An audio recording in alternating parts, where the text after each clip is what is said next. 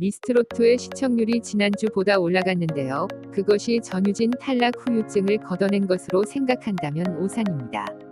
2월 18일 평균 시청률 29.831을 기록하여 지난주보다 13.73% 상승하였는데요.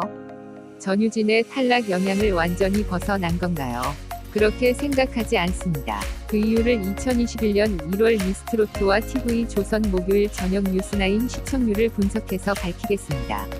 미스트롯2는 2020년 12월 첫 방을 시작할 때 평균 시청률 27.073으로 시작해서 2021년 1월 14일에 27.984을 기록했었습니다.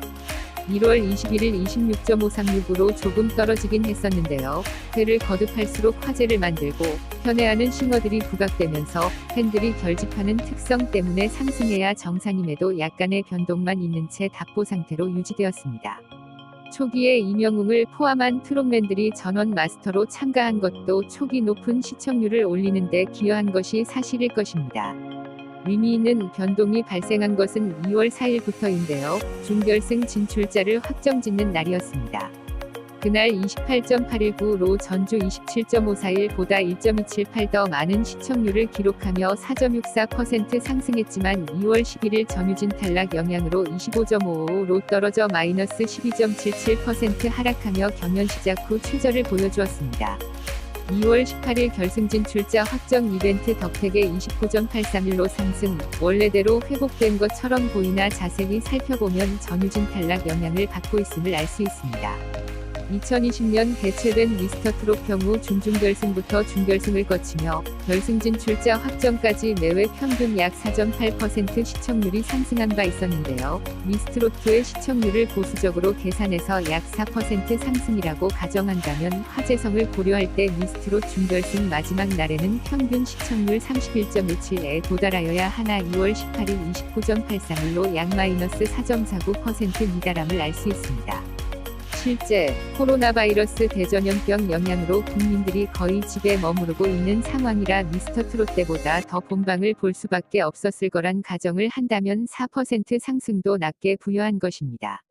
즉 전유진 탈락 영향이 미스트롯2 결승 진출자를 확정하는 준결승 마지막 날의 시청률 마이너스 4.5% 정도 미쳤다고 볼 수 있겠습니다.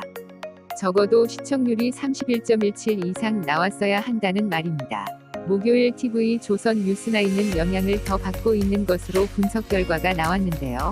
1월 14일 미스트롯2 시청률이 27.984를 기록할 때 TV조선 뉴스9 시청률은 9.18을 기록했었고 그 이후로 최저가 8.332였지만 2월 4일 최고 9.568을 달성해서 평균 8.906이었습니다. 2월 11일 6.92로 27.6% 폭락했었지요. 그 값은 평균값에서 제외시켰습니다. 2월 18일 TV조선 목요일 뉴스9이 2월 11일보다 상승은 하였지만 평균 9.58% 하락한 것을 알 수 있습니다.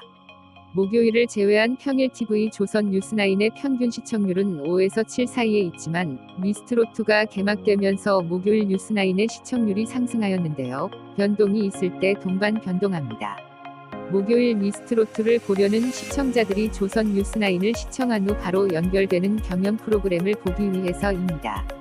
조선 뉴스9 목요일 평균 시청자 수는 약 165만 750명이며 9.58% 정도 하락한 15만 8140명이 감소한 것으로 나타났고 미스트롯2는 마이너스 4.5%를 감안하면 2월 18일 606만 6천여 명이 시청하였기 때문에 약 27만 3천 명 정도가 하락한 것으로 추정할 수 있습니다. 결론적으로 일부 시청자는 떠났지만 결승 진출 이벤트를 보기 위해 새로운 시청자들이 대거 참여했을 거라는 점을 고려한다면 전유진이 있을 때 시청하던 사람이 약 30만 명에서 50만 명 정도 아니 더 이상이 떠났다고 추정할 수 있습니다.